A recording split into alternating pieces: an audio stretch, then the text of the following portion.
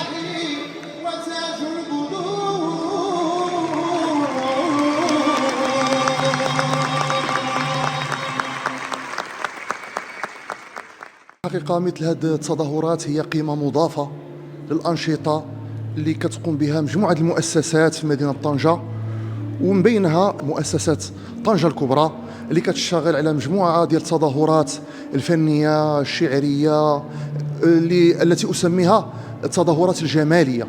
فشكرا، لأن هذه التظاهرات لها ثقل ولها تأثير في النفوس وفي الأرواح وفي الأشباح، يعني كتعطي واحد الإطراب للنفوس وكتخلي الشعب المغربي أو هذه العائلة الراقية دائما مرتبطة بهذا الفن القديم اللي كيعطي رمزية وكيدل على الهوية المغربية القديمة.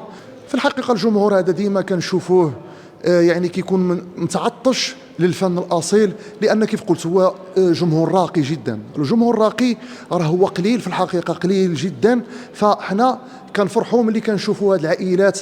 كاين اللي ماشي راه هنا عائلات اللي ماشي من طنجة، راه كاين ناس جات بعيدة كيتواصلوا معنا وقتاش الحفل وقتاش كذا باش كيجيو رغم الظروف اللي هي رمضان ورغم الظروف الجوية اللي كانت، لكن تبارك الله القاعة كانت عامرة. فهذا دليل على المحبة ديال هاد الناس من هذا الفن ومن هذا التراث. فمن جديد أشكر كل من يساهم في الرقي بهذا الفن المغربي الأصيل، وشكرا لكم.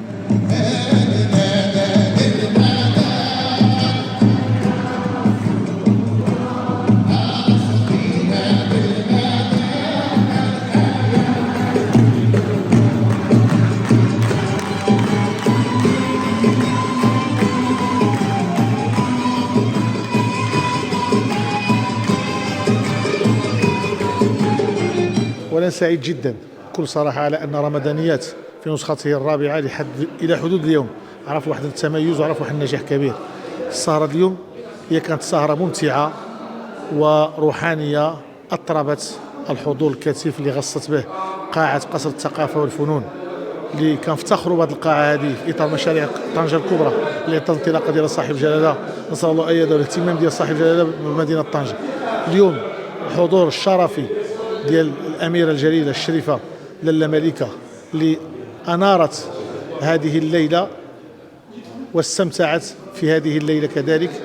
كنشكر الحضور ديالها باسم كل مكونات مؤسسة طنجة الكبرى وكل الحضور الكريم اللي صراحة تفاعل معها. كنشكر التواضع ديالها. اليوم كان استثنائي. علاش كان استثنائي؟ لأن اليوم صادف هذا النهار هذا اليوم العالمي للمرأة. حاولنا كمؤسسة في إطار مقاربة النوع أننا نهتم بالمرأة. وحتى انتم الشكر ربنا 10 ولا 11 نساء كل وحده كتشتغل في جهات معينه. كنا هناك فعاليات جمعويه كبيره بحال خديجه البوعبيدي ديال حضانه طنجه اللي كتقوم بعمل جبار مع ديك الاطفال المتخلى عنهم. كذلك نزهه شرقي الفاعله الجمعويه المعروفه يعني بالعمل دائما كتعمل الظل.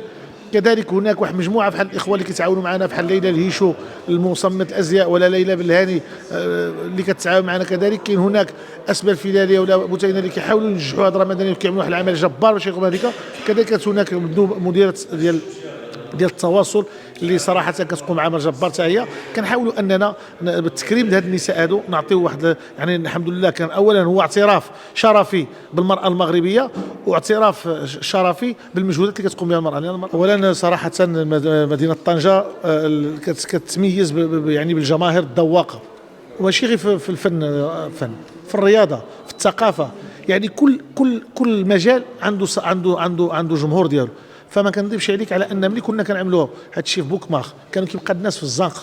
اليوم الحمد لله هذا قصر الثقافه والفنون انت الشيء غاص عن اخره 1400 حضور، كاين الناس اللي بقاو على برا. اذا هنا كيبين لك على ان هناك مدينه طنجه هي مدينه الفنون وتلاقي الشعوب، قبل كانت دوليه تلاقي الديانات وكذا. يعني الحمد لله مدينه طنجه دائما هي قبله للفنانين وقبله لكل الاختصاصات. لهذا فالجمهور الطنجاوي دائما غيبقى ذواق في كل المجالات.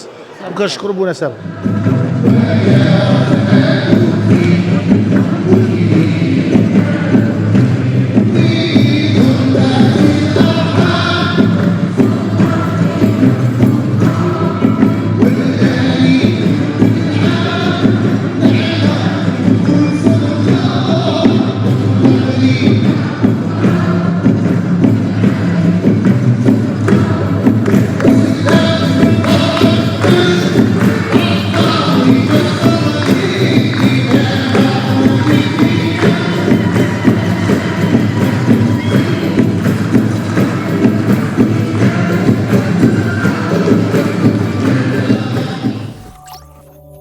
تابعونا على مواقع التواصل الاجتماعي ليصلكم كل جديد.